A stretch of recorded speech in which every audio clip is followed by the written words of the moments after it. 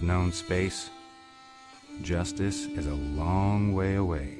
Hello, my friends, and welcome back to the Space Game Junkie podcast. I, as always, am your co-host, Brian, and joining us, as always, is your co-host, Spaz. Hello. Co-host, Julie. Hello from the Midwest, where our governor has taken steps to prevent all the ice buildup in winter.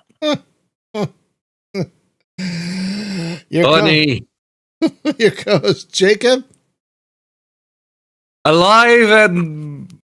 well, that about covers it. Yeah, and your co-host, Thorsten. Hello from Germany, where I currently try not to die from a cold. Well, Thurston, I know you're under the weather. I really appreciate you joining us for this last show of the year. Hopefully you can make it through the whole thing, but if you can't, just let us know. Totally get it. Friends, as I just said, it is the last show of 2025, and we're going to talk about our picks for best and worst of this year. Oh my God, what a year this has been for video gaming. Other things, not so much. That's all I'm going to say about that. Woo! But for video gaming, what a year. My God. Like, so for a if you don't know, we have a Steam curator page. And I usually curate a list of the best games of that year. This year has been the biggest list since I started making lists. And my God, this has been such a good year for video games. I mean, I keep saying we're in a second golden age of video games, and my God, we really are. This has been Tobias. The game on the screen is a game I'm going to be talking about in a minute. It's called Sky Savior. We'll be talking about that in a few minutes. But my God, what a year for gaming. It has been a good year, but we're going to get the bad stuff out of the way first. We have several categories to go through, and we're going to talk first with our only negative category. We only have one negative category to start with this year, and it is the most disappointing game we played of 2025. I will start. There's a game that came out in the very early part of the year. I went through all the games I played. I went through all the games I refunded, all the games I streamed. And there was a game that came out in the very early part of 2025 called Rogue Zodiacs. It's a roguelike that uses the Zodiac calendar.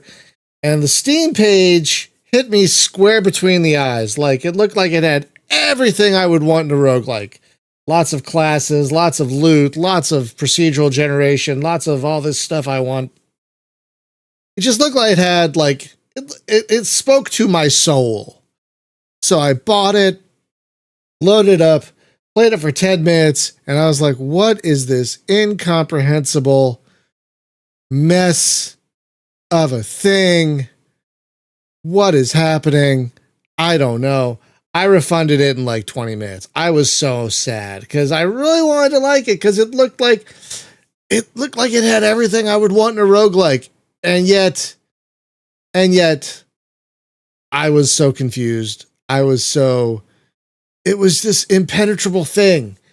And so when I went back to look at it again, though, because I was like, what is this? What is this Rogue Zodiac thing I refunded?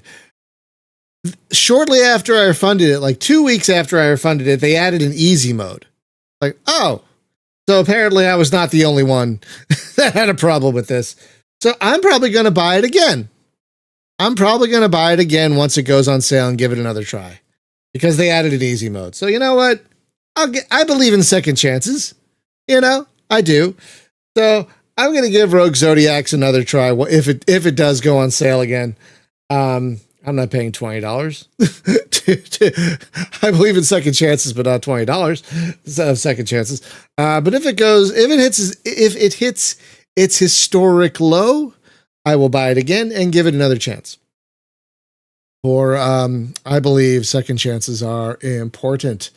But you know, when I tried it, oh God, it was just crushing because I'm like, this looks like something I should enjoy, but I couldn't.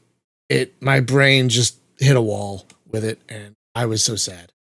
So that's my most, as of right now, disappointing game of the year. Spaz, do you have one? Yeah, I do. Oh and no. let me clarify here on this topic that it doesn't necessarily have to be negative that the game is bad. No, it's just let you down specifically. Yeah. And there are games with jank. There are games that are frustrating. Yeah. This one doesn't necessarily have a lot of jank that is my pick, but it's frustrating for a specific reason. Mm-hmm. Now, the game in question it came out a few months ago. I've got that on my list to cover. Forgive me if I am butchering the pronunciation, but I believe it's Scopia 83. Something Now- like that? What is this? It's a So this thing is first-person a shooter roguelite. thing. It's a first person roguelite. Now there is co-op. I've only played it solo, but the reason it's frustrating is because there is a timer. Now, timers aren't necessarily bad either. The way this is done, however, is you have 7 in-game days in which to get things done. Problem is, by the end of day 3, there is a nuke that goes off unless you know how to stop it. Oh, what?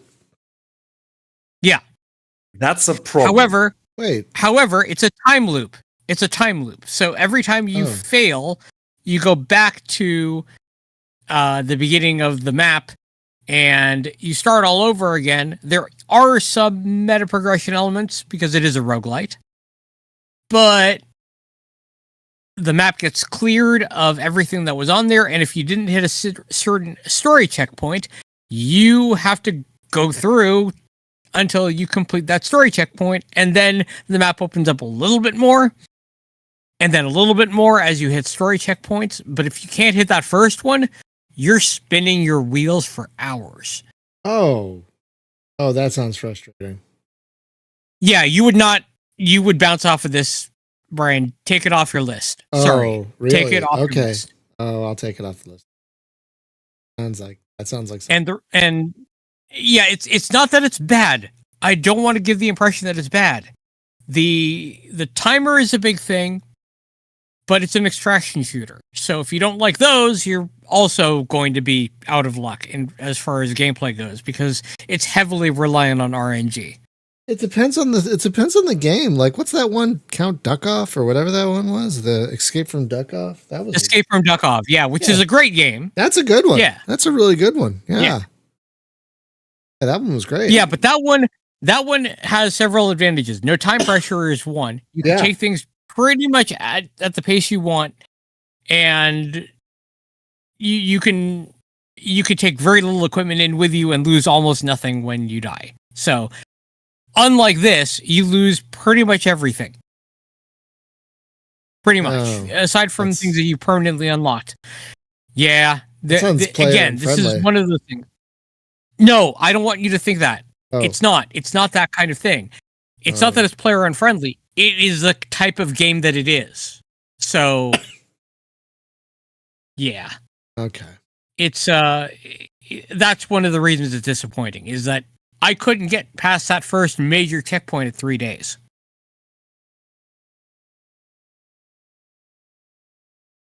Oh no, Tobias, we're talking about Escape from Duck-Off, which is a completely different game from Escape from Tarkov. Yeah, Duck-Off is an ARPG extraction shooter, and it's really good. Very good. Yes, I actually like it. It's actually fun. All right, Julie, do you have a gaming disappointment in 2025? Yes, I do. All right. And oddly enough, it was a game I was really looking forward to last year, and it's not like I'm to the point where I say, "What a workshop! You need to give the IP back." But there are mechanics about the game that have reached the point where it's like, I'm just done. And for example, is in the Shire, and the game is called Tales of the Shire, and in Lord of the Rings, in the Shire, which is so massive, I don't get lost. But in this little tiny Tales of the Shire map, it's like I can't walk 100 yards without getting hopelessly lost. And they have this thing where they say, well, follow the birds. And depending on your, hang on just a second. Oh. Hello. Even though it's not an OLED screen, it's still hard to follow these little birds to find your way around. But the one thing that bothers me the most, and that is in Lord of the Rings, they don't make you go home at night. They don't say, oh, well, if you don't get a certain amount of sleep, you're going to drop dead or whatever it is. And once the sun goes down, your screen just kind of fades to black and you'll get, oh, well, so-and-so carried you home and you owe them a tip for doing it. And it's like, don't make the day, like, obviously I'm exaggerating, don't make the day a minute and a half long for me. Put something in the game so that if I want to do something at night, let me do it at night. If I want to do a little night fishing, let me do a little night fishing. And I was really looking forward to this game, but it's not like it's a bad game, but there are some game mechanics in it that a lot of people really love this game, but for me, it's kind of like this is where my cutoff point is. Oh, that's a shame. You were really looking forward to it. Yeah, you brought it up quite a bit. I was. And the thing is, and I think the breaking point for me is saying the day is only so long and it's a really short time space to get things done in. And that was it to say, and you've got to go home at night. It's like, I'm old enough. I don't need a bedtime anymore. and it was, if they should at least now. I'm sure there's been updates by now, but if there were updates in the game that allows you to turn that off, then I would go back to playing it. But still, and I played it quite a bit, but I kept getting lost all the time. It's not like I'm Sanji in One Piece. Not Sanji, Zoro in One Piece. It keeps getting lost all the time. But, it's just, there was just something about the graphics that made it hard for me to find my way around.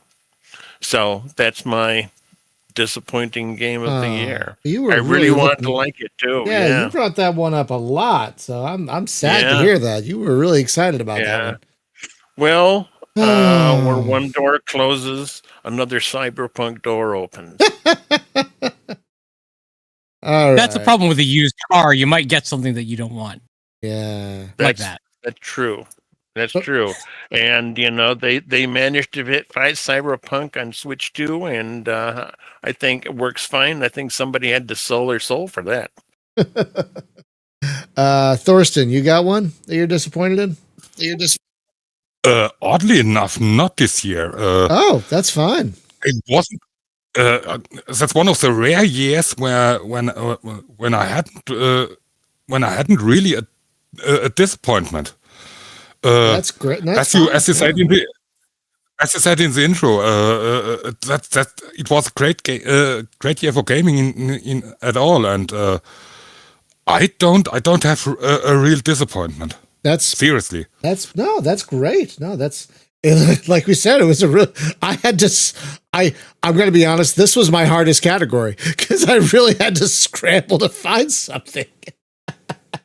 This is my most difficult category. Jacob, do you have anything? And I technically have something. Okay. That I kind of. It's not even that a game turned out to be bad when I thought it was gonna be good. I thought a game was gonna be excellent, and it was merely good-ish. Okay. And that's primarily because Monster Hunter Wilds exists, and it runs like absolute garbage on any computer. So is that what it is, Monster Hunter Wilds? Yes, not even because the gameplay is particularly bad, though it has problems, but because it's just so dreadfully optimized, it's not even funny. Oh, that's sad. Has it gotten better at all, or is it still crap? Better, yes. It's still dreadful. Oh, I'm sorry. That's a shame. You think the game looks good, but not 30 FPS on medium good. God, you think they've made so many of these by now? You think they would have gotten good at this by now? Well, that's the issue. This is technically the second full game they made on PC from the Monster Hunter series, and Capcom is weird about their. Capcom, broadly speaking, is just very bad at porting to PC for some reason. I think the engine they use just doesn't like it. Oh, like, you know what? I've heard like complaints about various Capcom ports to PC. It's not just this game. It's like other Capcom games seem to have issues on PC. Yeah, Dragon's Dogma 2 is not great. Yes. The Resident Evil ports are abysmal. Yes. Okay, Devil May Cry is good, but it's Devil May Cry. I don't know why that one in particular works well, but everything else, yeah. So I guess it's Monster Hunter Wilds brackets PC port. I will add that then. I will add brackets PC. Just to get like that summarizes my issue. Yeah, okay. I will add brackets PC port. There we go. Okay. So now let's steer things in a positive direction, folks. We're now going to move on to the most surprising game of 2025. And friends, I have a tie I have two games. I have a tie for mine. Because I had one, and then we had a very late entry that came out last week that you're seeing on the stream. So the first entry, I was surprised by earlier in the year, is called Wobbly Life, if you all recall that one. It looked like just a plain old, physics sandbox, like these other physics sandbox that have come up before. But then they released a space add-on for it. When it hit 1.0, I was like, okay, I guess I have to play this. And my God, it was great. I did not plan on playing 4 entries of it. Like, my God, it was really good. The only reason I stopped playing it is because there are some missions in it that are like really long and they don't save in the middle. And it's like, okay, I can't do this. It kind of took the wind out of my sails, but for a while I was really addicted to it, and it's really good. I might go back to it just to do some like smaller things, because it's a really fun like world to hang out in. It's really like lovely and joyous and fun to spend time in. But I was shocked at how just lovely that world is to be in. It's fun and vibrant and lovely, and I was shocked at how good both the space and terrestrial stuff is in that game. It was just a joy to spend time in. The other one that came out last week is called Sky Savior Helicopter Services. It is basically Simcopter. I did not know this existed until someone left a comment in one of my Simcopter videos that someone made a new Simcopter. I was like, what? I was like, wait a minute, what? And I ran to Steam. It wasn't on sale. I didn't care. Bought it, immediately. And yes, it is basically a new Simcopter. It's in early access. But the developers are very active. I think they're from Brazil. They're very active. They're already making improvements. They're very open to suggestions. It already has more mission types than Simcopter, like prisoner transfers, for example. Simcopter did not have that. And cargo transfers. Simcopter did not have that. And there are a lot more that I haven't even unlocked yet. So this was a huge surprise. I did not expect someone to make a new Simcopter in 2025, but here we are. Someone has made basically a new Simcopter, and I'm in love with it. I'm really in love with it, and they're very, like I said, I've made like 3 suggestions so far, and the developers have already implemented them. They're really nice, and they're like, oh, that's a great idea.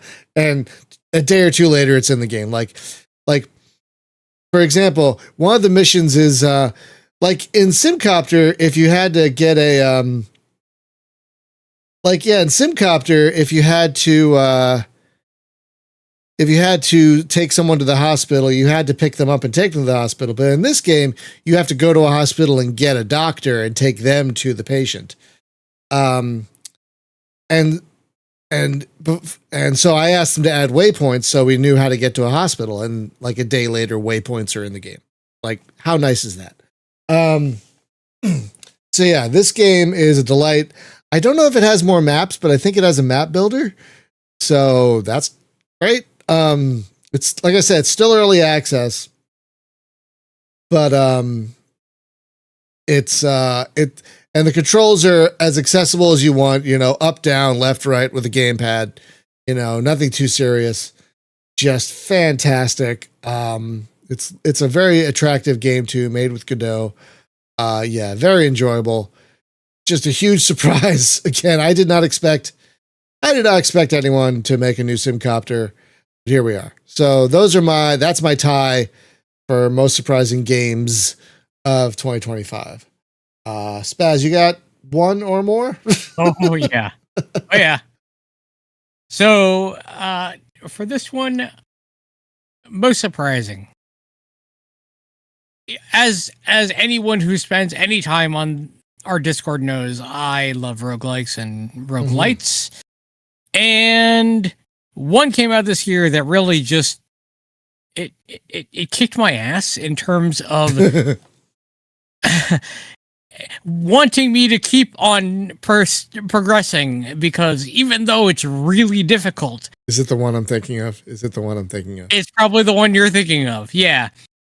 It is Mega Bonk. I knew it. I knew it. As soon as you started saying I don't know what it is. Like, I knew it. It's Mega Bonk. The title alone sounds brilliant. Oh, this game is Mega amazing. Bonk, yeah, Mega Bonk is a bullet heaven game in which it's 3D, so it's not like it's on a 2D plane. You have lots of hills and ramps in which to travel upon, and loads of enemies to kill. Lots of characters to unlock, lots of weapons to unlock, relics that change up your run. And there's a sense of humor to this game. Oh god. That it's when you die, I'm laughing because I know what you're talking about. Reads, "You dead, maybe him skill issue." This game mercilessly beats you to death, and you have the most wonderful time doing it. It's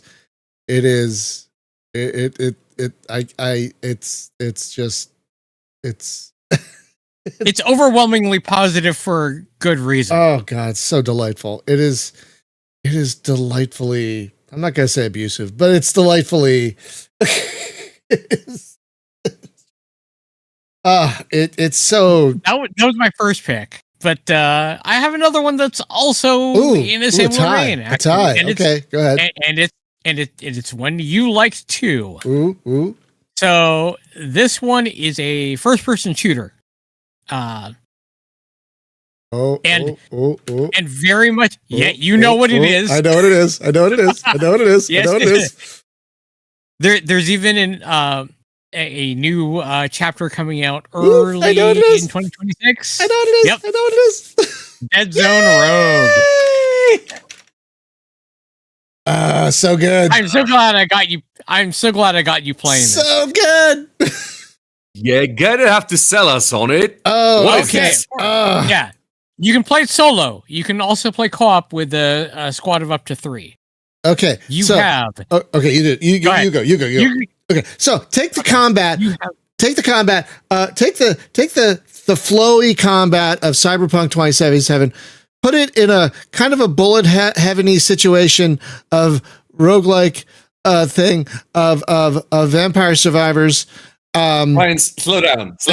Okay, and you also have the kind of upgrade mechanics of a Vampire Survivors, with kind of a narrative, but I kind of also put it on a spaceship with kind of an overarching narrative as well. So you have amazing combat, both melee and gunplay, but you also have both meta both unlocks during your run and permanent unlocks between runs. And amazing guns and amazing melee combat, and really fun unlocks and synergies like lightning and freezing and fire and oh my god, it is such a it's so good. Yeah, to give you an example of some of the gameplay, when you upgrade melee, when you do a melee kill, you can stealth. That's if you have upgraded your melee. Now, while that's happening, you can stealth and then you can reload your weapons. And then by the time the stealth breaks in a few seconds, you are reloaded or you've made another melee kill. And then you're stealth again. And then there are things that give you a bonus of damage from stealth. There are drones that you can pick up, although the drones are suboptimal. They're actually one of the more suboptimal upgrades you can take. Just because they don't really soak up that much damage and they don't do that much damage themselves. So you're just better off doing your own thing. But you could, in one room, stealth kill an enemy. While that's happening, reload your weapons, stealth kill another enemy, use your, say, assault rifle to take out 3 more, stealth kill another enemy, and reload your weapon in the meantime. And that's why I'm saying the flow is a lot like Cyberpunk. Or if you go for lightning, you could set up your guns so, like, say you shoot one guy and then a lightning bolt can take out 2 other guys. You know, chain lightning. Yep. Yeah, you could have chain lightning. Oh my god, I love the lightning. By the way, that does sound crazy. It's crazy and it's great. Very good. Oh, it's so good. It's so fun. I would recommend getting it if you really like. I mean, there's only like the levels are all the same, which is maybe the one downside, but it doesn't really matter because things can change. Like the enemies can change, your guns can change. Like so many things can change that the level layout doesn't really being the same doesn't matter because the way you approach things can change every run. So that really doesn't matter. And there are challenges too that force you to change up how you play. Yes. So good. Those are excellent choices, man. Excellent. Dead Zone Rogue, especially. Oh my god, that's such a good game. I got stuck. I got stuck on Dead Zone Rogue. I got back to it. Got to try and muscle through the place I'm stuck at. That might be that you might need some more meta. Yeah, I think I need a little more meta. I think I got to muscle through. I got to muscle through the spot I'm stuck at. But yeah. Okay. Whew, good calls. Whew, those are both excellent. Julie, you got one? At least one? Yes, I do. All right. I have at least one. Okay. And the first actually came out this year, and that was the Dune Awakening. And I thought to myself, now this is based on a book, and I've always got a lot of misgivings when the IP is based on something else other than like what they created, like on World of Warcraft isn't really, or things like that. It's just like, well, they came up with the IP themselves.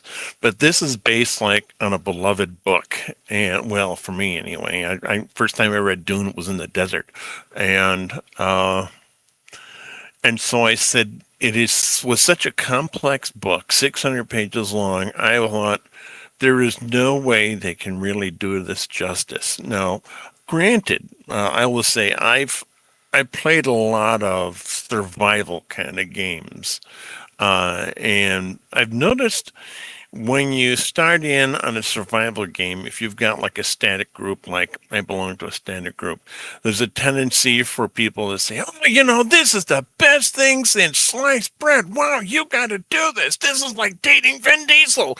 And yet you may go back in a couple of weeks and people say, it's all that. We're past that.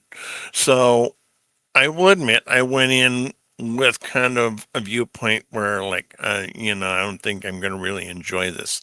Now, I will admit, I went into this thing, okay, well, I'm surely not going to be like the hero, because there's a lot of games that people have tried to say is, well, how can everybody be the same person that's the hero? And, well, I'm the chosen one. No, I'm the chosen one. No, I'm the chosen one. And I played a few MMOs like that. But in this one, I really enjoyed it. And the graphics were a lot better than I thought it would be. It is possible, given the right skill choices, to outrun a worm. One of the giant worms, and there's an achievement for it. And I think one of the interesting things that happened with me early on is when I first started playing this game, I couldn't really tell the NPCs from the player. And so I was so worried about the NPCs that the second I'd seen an NPC move, I'd just open up, I'd unload the clip on whoever or whatever it was. And if you had the game set, unless you're in the PvP area, it's PvE. So, like, I was exploring this old ship and I started unloading the whole clip into somebody and nothing happens. I said, suddenly the person starts to jump up and down, it's a player, and there was no way for me to communicate with the player. So it's kind of like, okay, well, help me explore the rest of the ship. But, it was a different kind of survival. I expected to be like down inside some nomadic cavern someplace, but the game wasn't like that. But I was really surprised. I really enjoyed that. Awesome. All right. Oh, mate. Oh, one more choice, and it counts because it didn't come out on PC this year. Real quick. It came out on Switch 2 this year. I thought Cyberpunk 2077 would run like garbage, and actually, it's a very nice game on Switch 2. All right, we'll count that. I'm putting in parentheses Switch 2 because I talked to Spaz ahead of time. I said came out on console this year. All right. We'll count it. Yeah, I had to allow it because it makes sense. Yeah, it does. Yeah, it does. Yeah. All right, we'll allow it. Thorsten, you got one? Yeah, I've got one, and that's a very odd choice, to be honest. And it's a game called Skin Deep. Oh God, yeah. Oh, that's a good one. I'm so bad at it. I'm so bad at it. Oh, it's so weird. Yes. Yeah, I'm bad too, but it's so much fun. I mean, playing an insurance commando, which is already very odd. A delightful term. Like, go on. Just like in a game, on a ship run by cats, and throwing down the heads of enemies. And spoiling them down some toilets is such an odd game. I can't believe that I have fun with it, but I've got it. Well, I've got it a lot is an of fun immersive with it. sim. I mean, Yeah, we love immersive sims around here. Yeah, you get the stack boxes in it. It's a proper rim sim. Yep. I will never not make that joke. I'm required to legally. It is Die Hard on a ship because you do have the broken glass reference, and you do start barefoot, so you can walk on broken glass, get it stuck in your feet. Yep, right. And you can take them out. Yeah. And for some reason, every single like ship event has a bunch of pepper in it. Yes, because if you sneeze, yeah. Well, pepper or dust, one of the two. Yes, and one of the most annoying ways to break stealth is sneezing. That is a thing that you have to deal with in this game. Yep. You can also use pepper to your advantage. Throw it at an enemy, they start sneezing, and then you jump on them to take them out. smashing their head into a faucet or something, and then removing their head. Don't worry, they survived that somehow.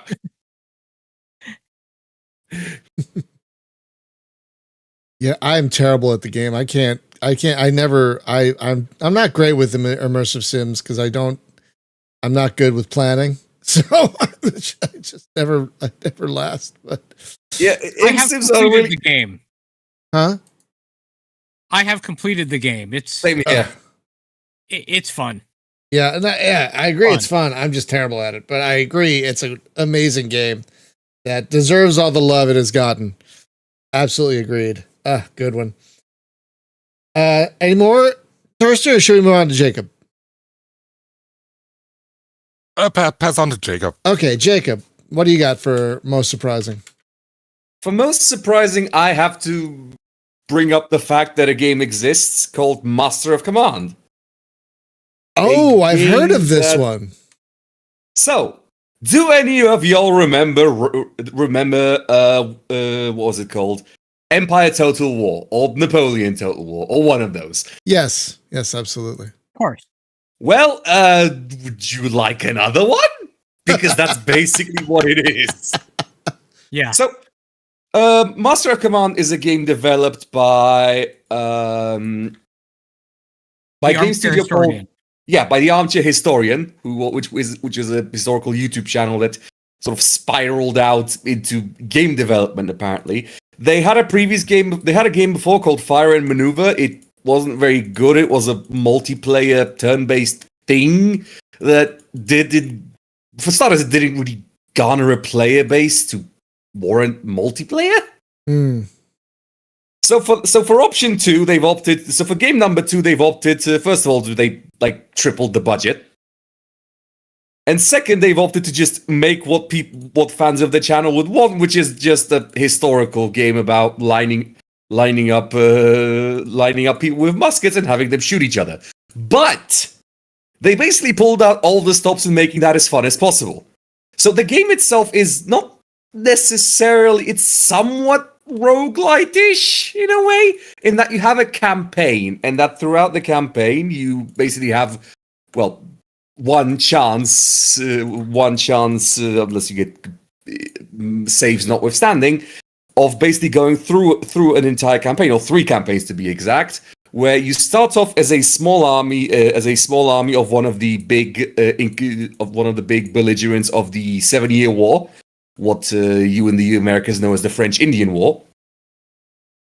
And you steadily build up, recruit more troops, and get items for those troops. Smarten up your tactics, have your troops gain experience, and develop into other fancier troops. And you try to win by shooting the hell out of the other guys. And there's a lot of options on how to do that. There's basically as much troop variety as there can be in a historical game, including including heavily differentiated troops from different countries, which at the time, involved 10 of them. Thanks, Austria-Hungary. With different strengths and weaknesses and different synergies you can exploit, and there's also there's 5 nations, each with their own gimmick, and within each nation you can pick an army style, which also has their own gimmick and ability, and an ability that determines both your starting conditions and sort of how the army will play throughout the entire duration. Like some armies can recruit can sort of recruit bad shrews very cheaply. Others can get very expensive stuff quickly. Others have bonuses to artillery, and so on and so forth. And but fundamentally, it's just a very good strategy game where you move entire regiments of musketmen. You have to engage in the somewhat fine arts of maneuver warfare, even if usually those arts are just parking yourself on a hill and gunning the hell out of the other guys. But even then, you still have to do that. You still have to understand how terrain works and make advantages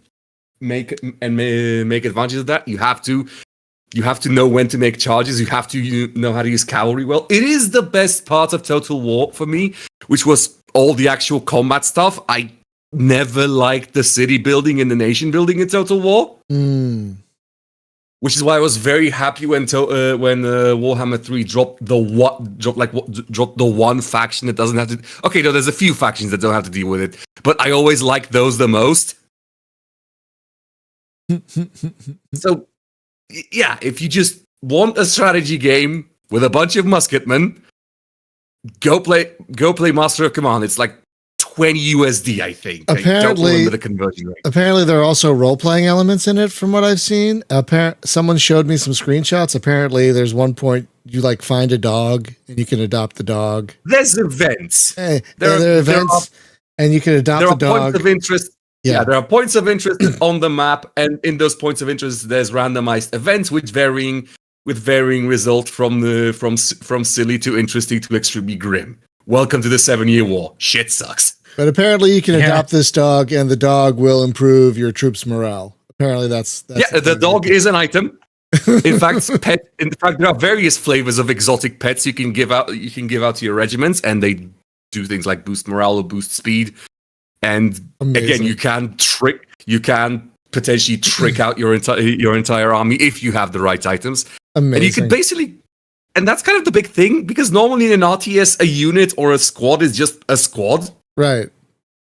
In this, you genuinely have customizability, not like both in terms of like items you give them. You can give them fancier muskets and bayonets, or cloaks, or even armor and stuff like that. But you can also you have flag customization.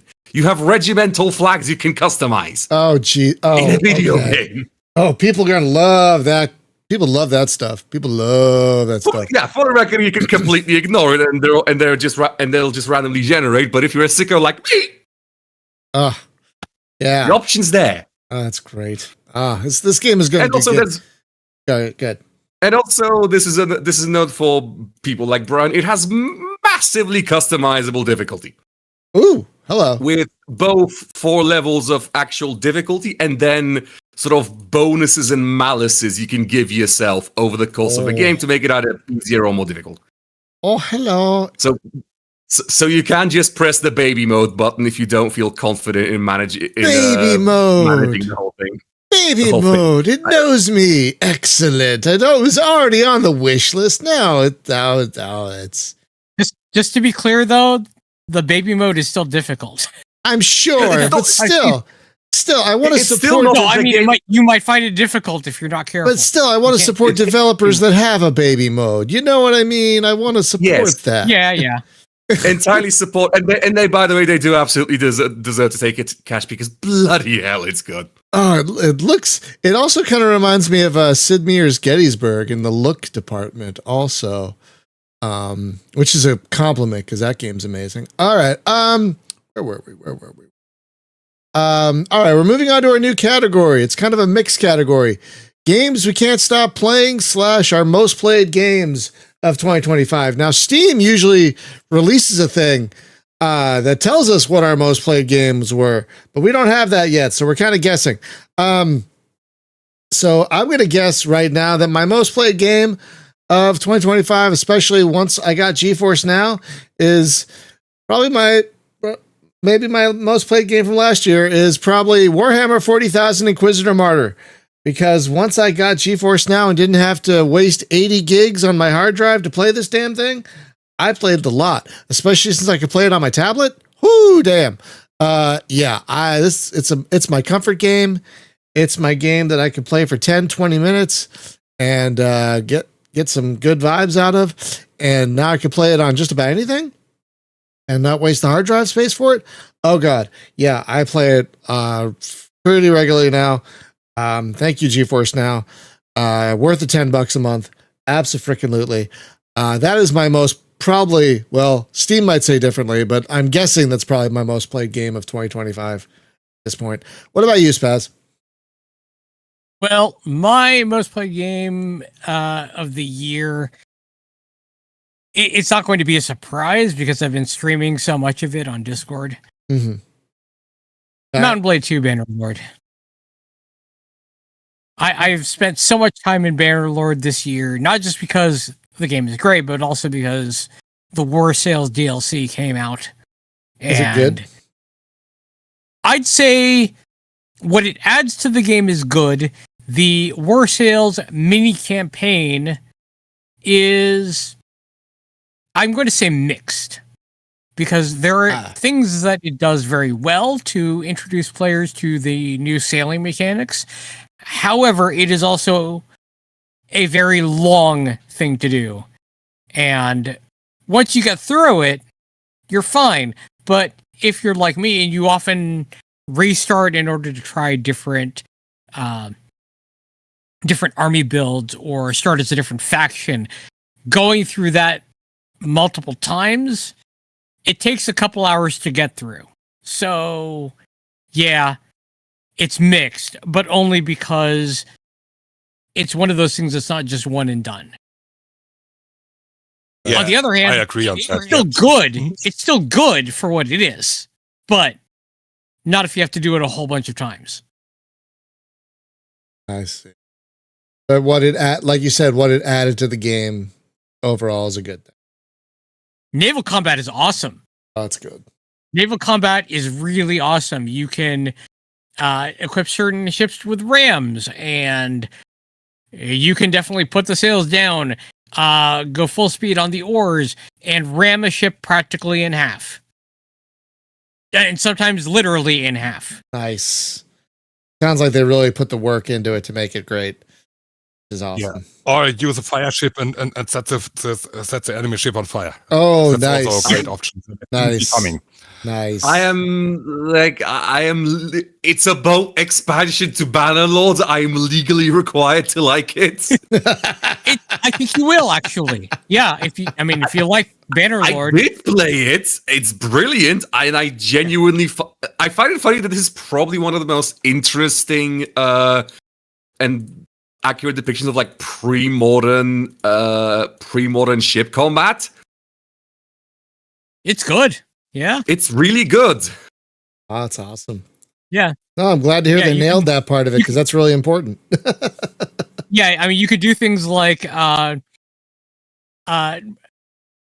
your grappling hooks over the side, pull the enemy ship toward you, and then you board. And it's effectively, depending on the kind of ships you have in the battle, your other ships can even pull up next to you, board your ship, and then cross your ship to get to the other one. Surprisingly often, the game just kind of turns into a huge melee with the different boats lashed to one another. Mm. Yeah. But that's also a good thing because it's brilliant. Yeah.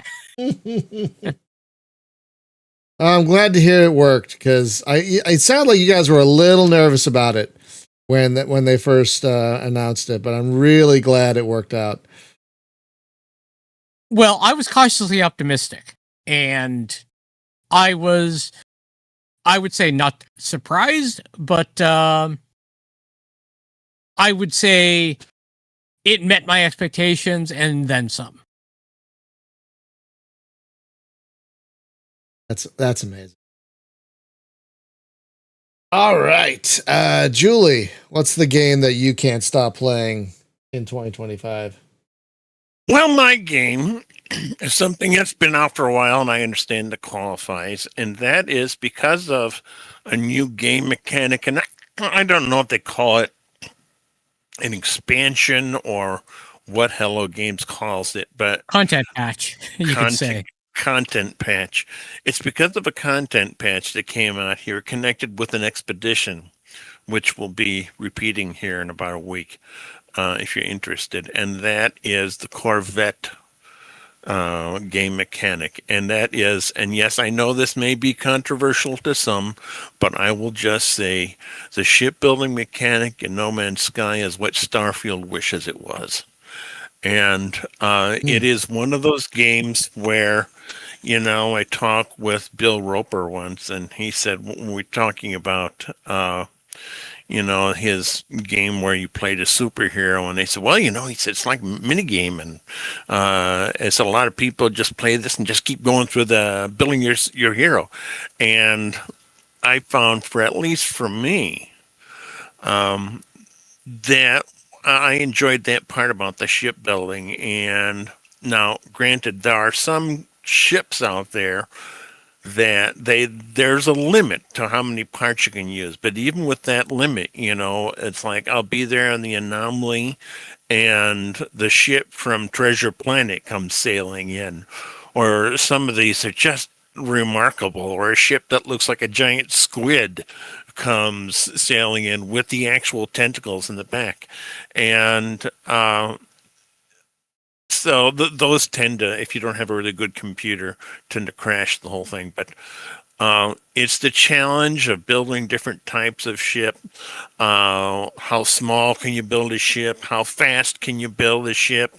I have, for example, one ship that's meant just for jumping as far as I can. I've got it up to almost like 3,000. I don't know what the units that it travels, because my goal is to make it to the center of the center galaxy. It's either 255 or 256, one of the two, and I'm currently up to 25, and so I enjoy building ships for different purposes, and I've enjoyed it so much that, I've just said, okay, I'm going to delete this one, build another one. And they come out with these expeditions constantly throughout the year now, and except for the relics one, I did it. It's okay. I only did it for the giant skull, and but it's like they don't charge you any extra, and the game has become more than what they originally promised. And when some of these new expeditions come out, or these new game mechanics come out, I feel like, aren't you going to charge me for this? No, it's free. Have a good time. And really? There's a good reason free? They don't, though. Considering how things were when it launched, they would lose a lot of their probably their customers if they were to start charging for content. Oh my god. Yeah. So by releasing it for free, they stay on the player's good sides. They have all that goodwill they built up. Yeah, and that's true. And players are a little more forgiving of some of the initial bugs when an expedition launches, because hey, we're getting it for free, so it makes sense. Here's a really good example of that. When it first came out, if you encountered another player, it was just like a glowing sphere, and you could build a little monument to it. And now it's like you can join other players, and it's like, come on. I played an expedition recently with a friend, and it said, wow, you can really do this? And he said, yeah, you can really do this. I say, okay, we're going to park this at the stratosphere, and we're going to skydive. And it's like we're traveling around in the same ship, and it's like, wow. I even though I say, okay, I'm going to play something different. I've got a different game. I just bought it. This one keeps, just when I think I'm out, they drag me back in. Leave the gun, take the cannoli. It's also worth mentioning that not only do they keep adding more content, but also there are so many new features that they've added, and some of it isn't really even necessary. It's things like when you skydive, there's an animation for it where you get into a skydiver's pose rather than just flailing around randomly like you used to do. You actually get into a skydiver's pose as you are dropping down, and you can time your jetpack just right, and you can land without taking any damage. You can even skydive from the stratosphere, as Julie was saying, all the way down to the planet. And it totally lets you do it. Amazing. Yeah. Yeah, the game's great. All right. Thorsten, you got a game you can't stop playing? Or your most played game last year? Yeah, that's actually a phone game, and it's called Mini Airways. Mini Airways. Yeah, you've told me about that Airways. one. I really like it. Yeah. Hey, That's all from my side. Okay, yeah, you don't have much of a voice. I get it. Jacob, you got one? One what? Game you can't stop playing, or your most played game of 2025. It was for most of the year Guild Wars 2.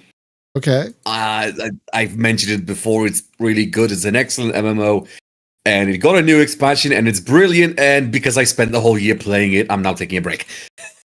Oh, that's fair. Are you taking a break with the newly remastered Guild Wars 1? No, actually, I've not played that one. There is a part of me that's considering it, but getting into yet another MMO. No, it's fair. It's fair. I've picked it up just for shits and giggles. It's kind of fun to revisit.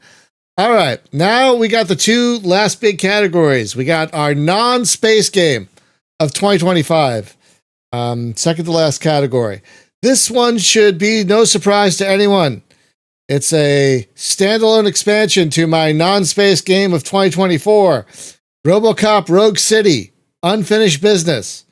Basically, they took everything that was great about RoboCop Rogue City, basically put it in a tower, kind of Dread-like, took out all the stuff that a lot of us didn't like about Rogue City, the bomb timers and things like that, and a lot of the boss fights, and added more shooty bits and fun side quests, and made an amazing expandalone, basically. And I could not stop playing it. It took about 18 hours to finish, and I really hope it gets a new Game Plus so I can play it again. I absolutely loved it. And you get to play as Murphy at one point, which I was like, really? How's this going to be fun? It was a lot of fun. I didn't think it would be great, but it was great. Because it was a flashback because of story reasons that I won't further say. But yeah, if you love RoboCop, and if you love RoboCop, you should have already played Rogue City, because this takes place pretty much immediately after Rogue City. So go play Rogue City and then go play this. This is basically if they took the concept of being stuck in a tower from the movie Dread, but you're RoboCop. And it's great. It's really, really great. The only downside is they take your gun away from you. And so you don't have your gun for like 10 minutes. And it's goddamn terrible. And it's like, what? It's traumatizing. It's so terrible. It's like, what do you do? Where's my, because you spend so much of the game upgrading that gun. And it's like, wait, I have to use these other crap guns they've been throwing at me why? I don't want to. Fine. The ones you use once to find out to see if they're cool, and like maybe you use the machine gun, and everything else you just did because it's worse than the pistol. Yeah, because you've been upgrading your pistol to turn everything into a red mist. It's like, why would I use anything else when I can turn everybody else into mush? Like, why would I use any other gun? But no, they take your gun away from you for 10 minutes. Like, I want my gun. But you get your gun back. It's not for very long. It's fine.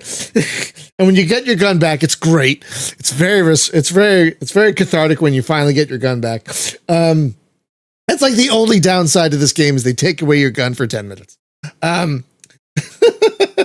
So that is my non-space game and I really kind of hope this is leading up to a Dread game, because it very much felt like take Dread out of the 2013 Dread movie and put it in RoboCop. That's kind of what this felt like. And it works. It really, really works. I loved it so much. All right. Spaz, what is your non-space game for 2025? Mine is Excuse me. An adventure game. Well, I'd say adventure game in the sense of it was made by Telltale devs, and I've been streaming it on Discord. I'm actually on my second run through. It is Dispatch. Ooh. I've talked about it on the show before. It is really, really good. The story, the characters grow on you. They are supposed to be abrasive and then grow on you, and that's what they did for me. It's extremely funny. And loads of little references here and there if you're paying attention. And the animation's great. I can't gush enough about this game. It's that good. Are you on your second playthrough right now? Like, I know you finished it. I am indeed. Okay. Yeah, I finished it, and I'm on my second playthrough on stream. Julie's been watching it, and I believe she's been having a good time. I have, yeah. It's great fun to watch it, and I'm kind of rooting for the character. I feel really bad for the main character. You know, I'm waiting for him to be able to get out there and really kick some ass. But you know, on the other hand, I've watched some of these women that always make passes at him, and it's like, man, do not fish in the company pond. Well, the game is one giant HR violation from beginning to end. Like, let's not even get into that. Oh boy. Yeah, there are two of the characters who are romance interests, and you can technically choose one of them. You can technically choose neither of them if you want to go that route. Even in the one you streamed for me this morning, it's like one of the characters says, "You two want to take your HR violation somewhere else?" Yeah, they even lampshade that it is that way. Yeah. Yeah, I refuse to believe the place has human resources. Well, they talk about the HR department, but it's technically not there. Right, we never see it, so until we see it, we let's just, it's safer to assume it's not there. But it is an excellent game, and if you like Telltale style games, I highly recommend it. At some point I will have to. Julie, what is your non-space game of 2025? I don't care who knows that I like it. I like it. I like Pokemon. And that's the deal is That's fine.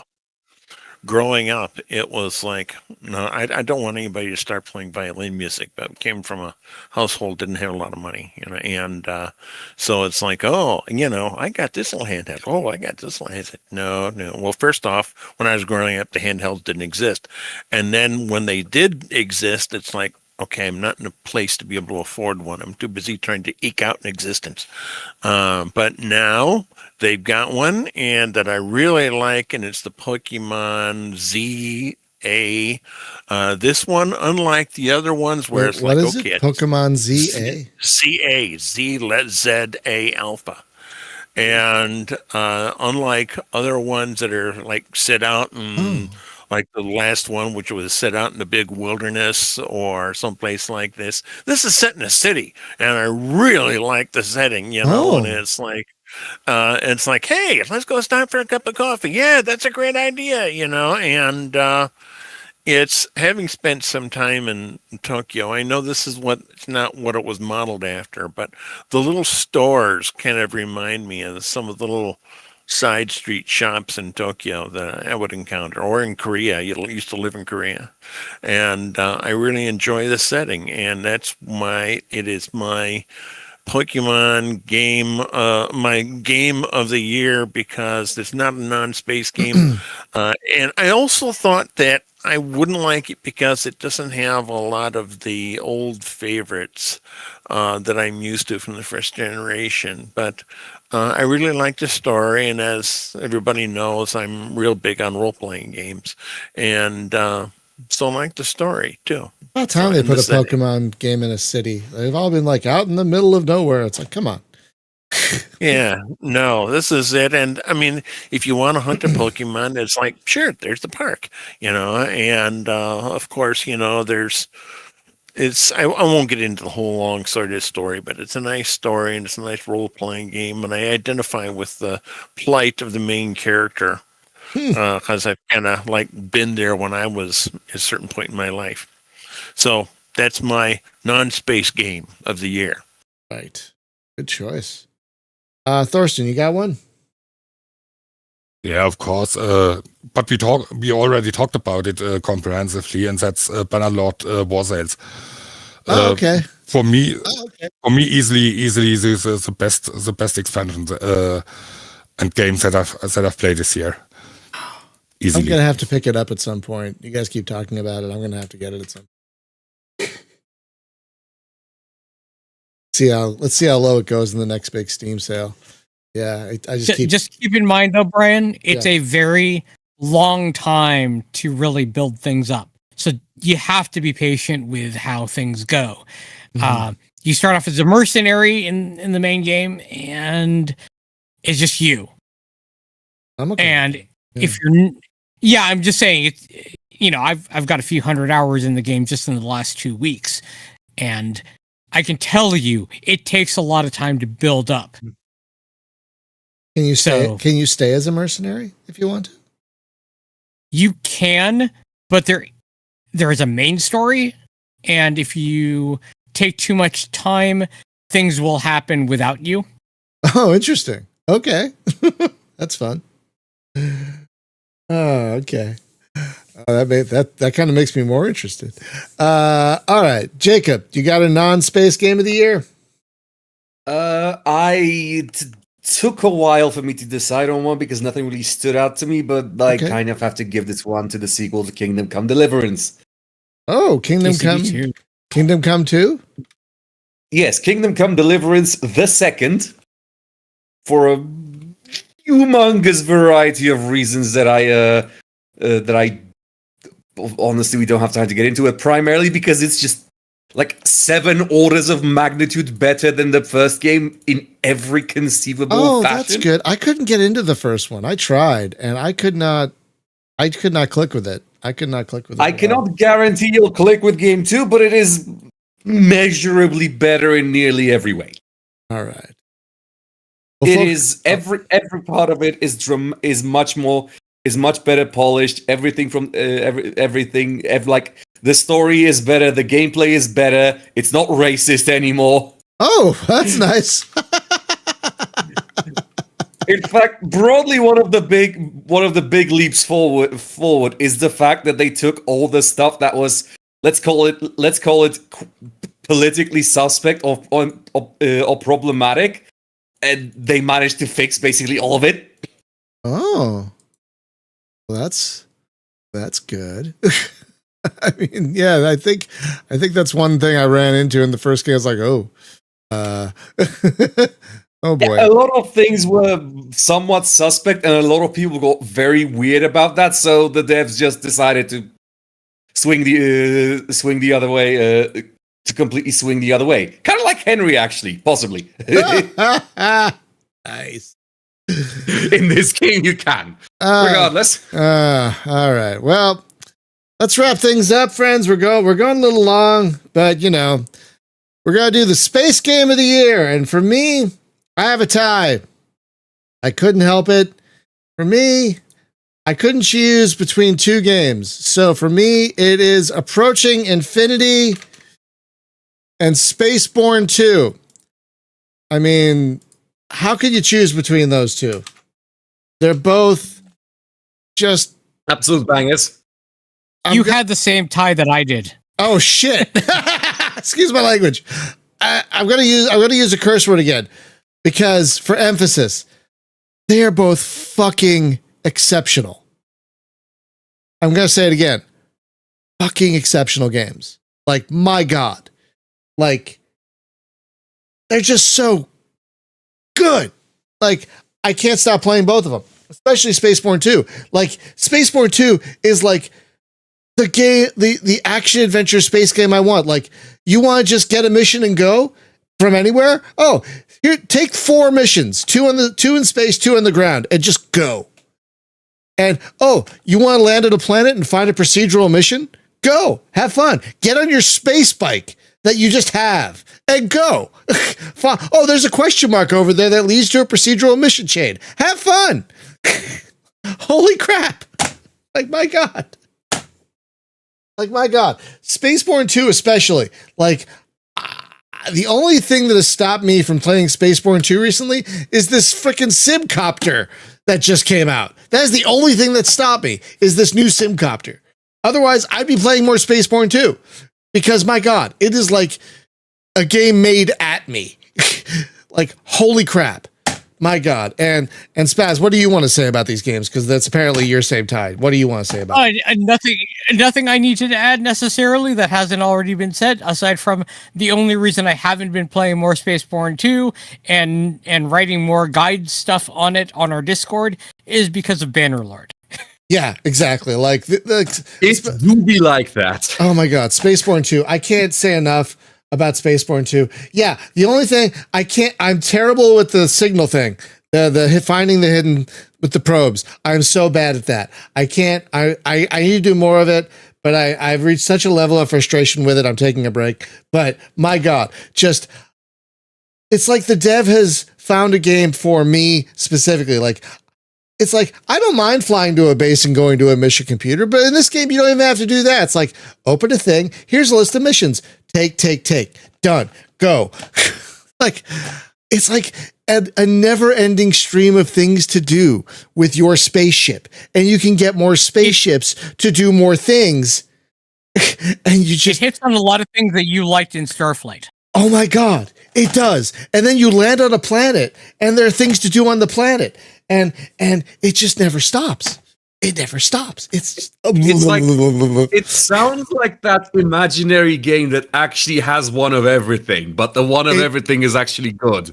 It kind of does. And then if you follow the main story, you get more ships. But then eventually you get to a point where it's like, I want to destroy this base.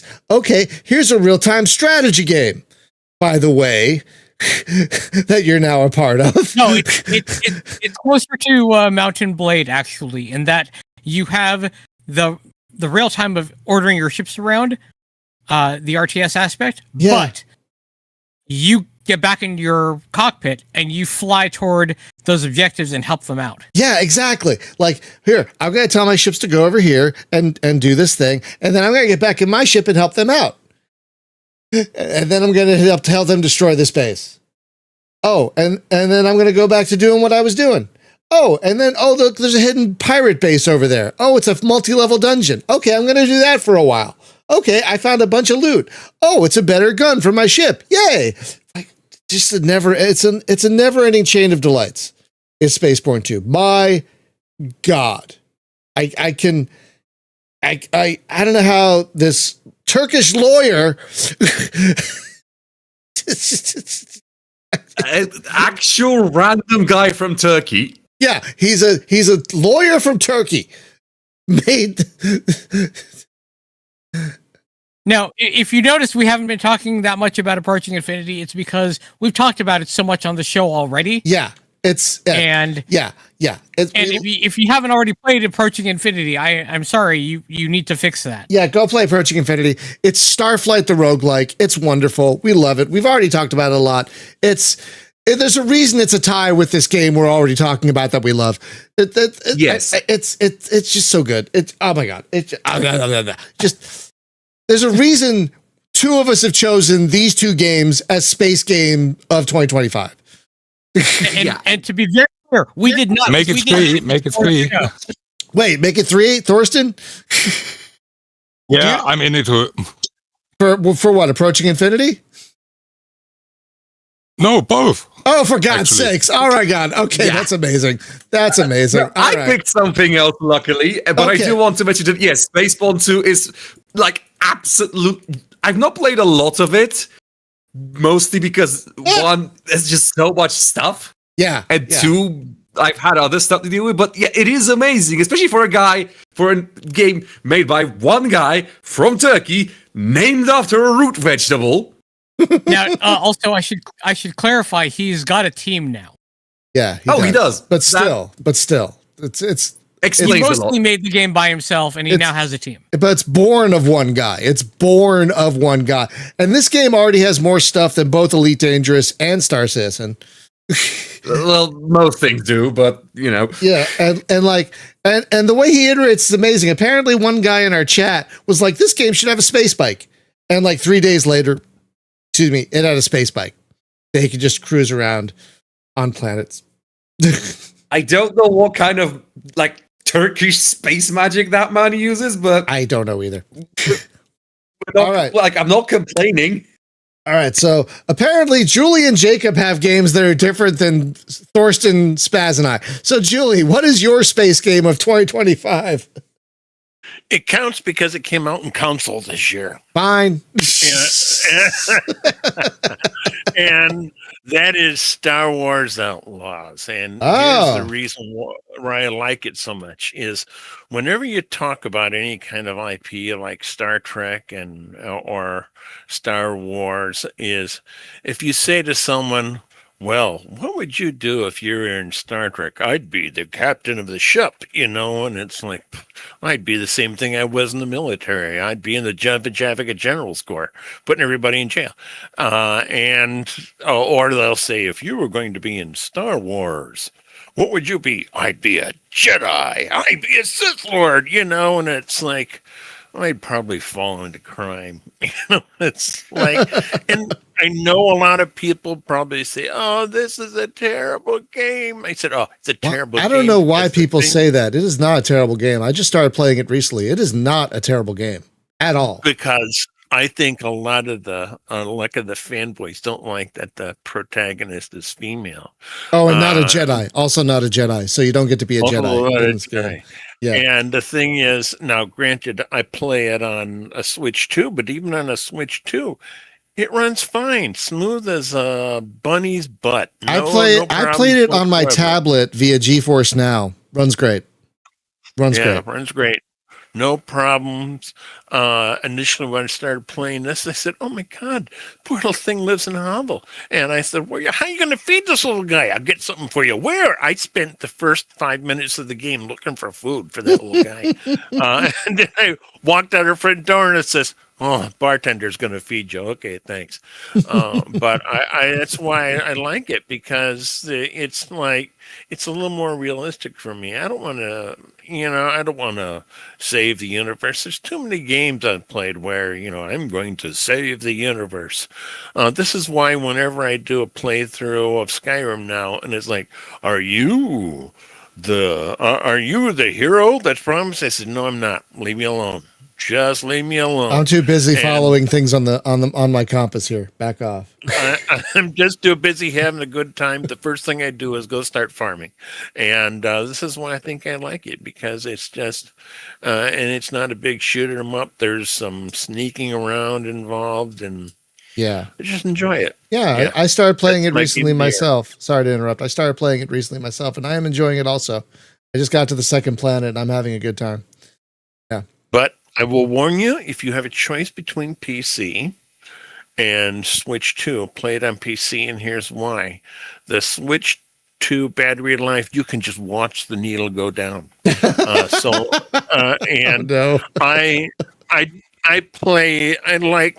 don't play it plugged into the television set downstairs, but I enjoy playing it in the living room on a particular chair, and so I just plug it into the wall. All right, Jacob, close us out. What's your space game of the year? Right. So people might think this is a controversial pick because it's technically an expansion to the game, and it's technically only partially in space, but it is the Odyssey expansion to RimWorld. Why? Oh. Because it's really good. That's all I have to say. Wait, what's it called? And precisely because what expansion? I don't remember what it's called. It is RimWorld Odyssey. It is RimWorld Odyssey. Oh, yes, Odyssey. yes, I can link it in the chat. I see it. I got it. And, okay, it's... How do I say this? It's not even... It is good by itself, but the big thing about RimWorld is just the sheer quantity of stuff in it. And the variety of stuff it has access to. And then... But... Okay, better idea. My biggest issue with RimWorld is just, it is a colony sim, and consequently you build a colony, and you stay in that colony for the entire game, and while there is a ton of stuff to do, you kind of get bored of the scenery eventually, or at least I do. Mm-hmm. So what if there was an expansion that let you instead cram the colony into a spaceship, and just go places? Enter Odyssey, appearing mostly out of nowhere, sort of like a few months ago, adding both spaceships that can in fact go into space, sort of, as well as all over the rest of the planet, as well as a mountain of others exploration content, including various randomly generated structures, different flavors of biomes, and exactly the sort of stuff I wanted from RimWorld, which is the ability to build a colony and then pack it up and leave with it somewhere else on a space boat. What else do you want from life? well, if you do want something else from life, then it's probably on the Steam Workshop. It's RimWorld. But I did not. Right. And purely because of that, it's not even like objectively the best space game, but it is basically purpose-built to appeal to me, and me specifically, and that's why I like it. Well, that's what matters. It's your space game of 2025. That's what matters. Yes. I just think it's funny Sorry, go ahead. Okay, well, Spaceborne 2 is brilliant. I haven't played much of it. Right. So I couldn't, in good faith, say that it's my favorite because, of course, like, maybe it will be by the time I get to it in like a month. Of course. I have a lot of stuff to get to. Oh, of course. No stress. It's your space game. That's what matters. It's your space game. Okay, we have gone a little long today, but we had a lot to get through, friends. And we haven't talked in a while. But this is going to be the last show of the year because of our new schedule, because we take a break because Christmas is coming up. So friends, it's been a great year for the podcast. It's been a great year for this community as a video gaming community. So friends, I want to wish you all a wonderful whatever holiday you celebrate, if you celebrate a holiday at all. And a happy, healthy, safe, joyous new year.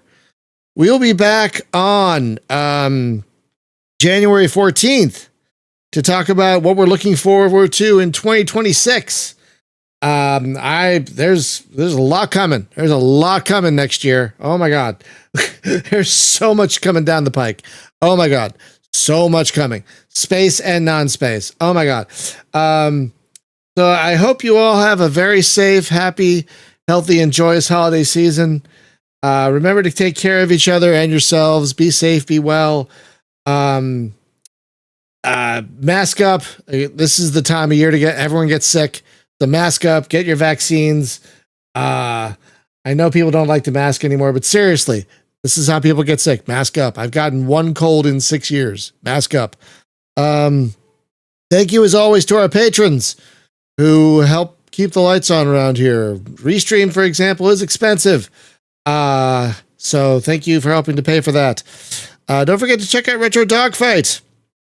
We'll have a new episode up in a couple of weeks on the 1st of January. The latest episode is out now where we look at the entirety of the Jet Fighter series, which is a hell of a thing.